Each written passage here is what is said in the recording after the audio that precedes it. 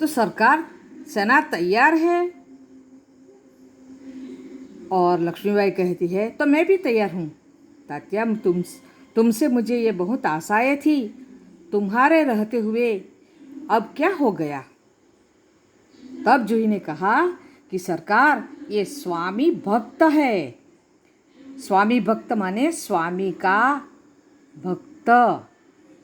और जब पूरा शब्द लिखा जाएगा तब ध्यान में रखना, स्वामी भक्त लिखो तब मी ह्रस्व ई, और स्वामी का भक्त तो उस समय मी दीर्घ होगा।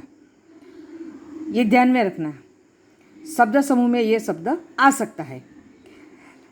लेकिन आज हमें देशभक्तों की आवश्यकता है। खैर, अब भी कुछ नहीं बिगड़ा, अब भी बहुत कुछ किया जा सकता है।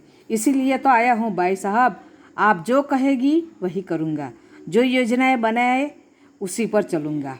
तो जाओ, तलवार संभालो, नुपुरों की झंकार के स्थान पर तोपों का गर्जन होने दो। भूल जाओ राग रंग, याद रखो हमें स्वराज्य लेना है, हमें रणभूमि में मौत से जूझना है। तात्या, महारानी आपकी जय हो। मैं युद्ध के लिए तैयार होकर आया हूँ, जानती हूँ। लेकिन सेनापति, इस बार यह याद रखना कि यदि दुर्भाग्य से विजय न मिल सकी तो तुम्हें सेना और सामग्री दोनों को दुश्मन के घेरे से निकालकर ले जाना है। ऐसा ही होगा तात्या।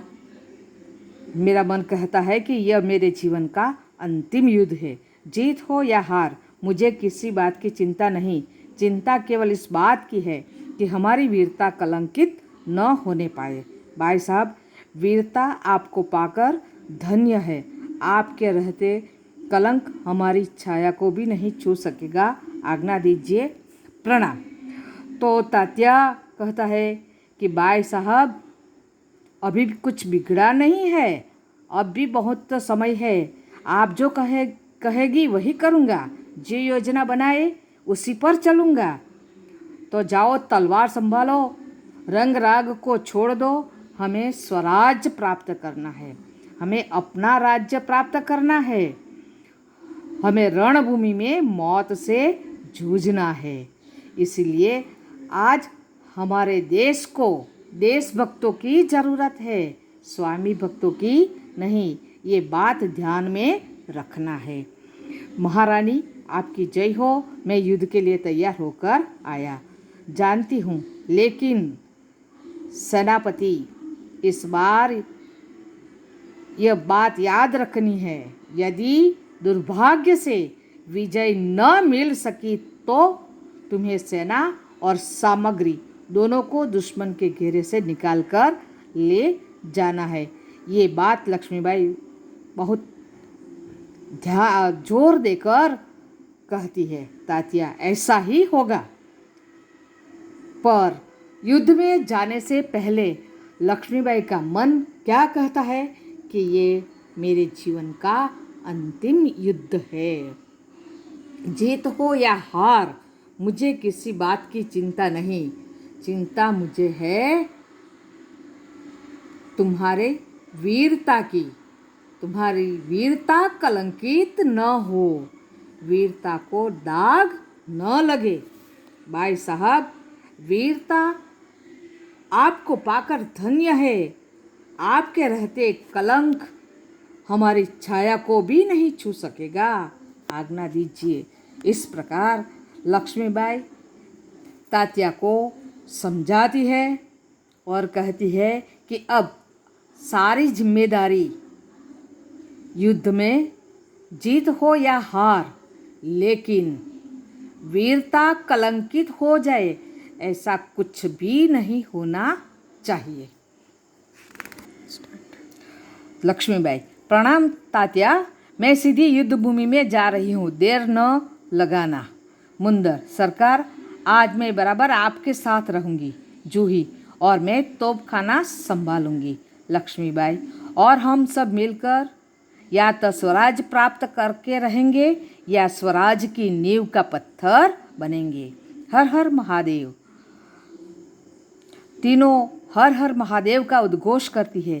पृष्ठभूमि में यही उद्घोष उभर कर आता है जो मंच पर प्रकाश के धुंधलाते न धुंधलाते सब कहीं छा जाता है। फिर धीरे धीरे शांति छाने लगती है, प्रकाश उभरने लगता है और पृष्ठभूमि में गीता पाठ का स्वर उठता है। तब लक्ष्मीबाई तात्या को प्रणाम करती है और कहती है कि मैं सीधी युद्ध भूमि में जा रही हूँ, देर न लगाना। मुंदर, सरकार आज मैं आपके साथ ही रहूँगी। मुंदर ने क्या कहा? मैं आपके साथ ही रहूँगी। और जूही ने कहा कि मैं आज तोपखाना की जिम्मेदारी ले लेती हूँ। और तब लक्ष्मीबाई कहती कि और हम सब मिलकर या तो स्वराज अपना राज्य प्राप्त करेंगे या स्वराज के नींव का पत्थर बनेंगे। उस प्रकार ये तीनों वीरांगना स्वराज्य मिले या न मिले, लेकिन स्वराज के लिए भूमि तैयार करने के लिए तैयार हो जाती है। यहाँ पर लेखक ने स्वतंत्रता संग्राम में वीरांगनाओं की, स्त्रियों की वीरता को यहाँ प्रोत्साहित किया है। स्त्रियां भी युद्ध में लड़ सकती है। ये महारानी लक्ष्मीबाई हमारी प्रेरणा स्रोत है। हम समय आने पर तलवार भी हाथ में ले सकते हैं। अब इस प्रकार इस एकांकी में लेखक ने स्वतंत्रता संग्राम में महारानी लक्ष्मीबाई के संघर्ष का वर्णन किया है। उन्होंने अपने बलिदान से स्वराज की नींव बनाई और नींव का पत्थर बनकर जनमानस में देश प्रेम की भावना जगाई। Thank you.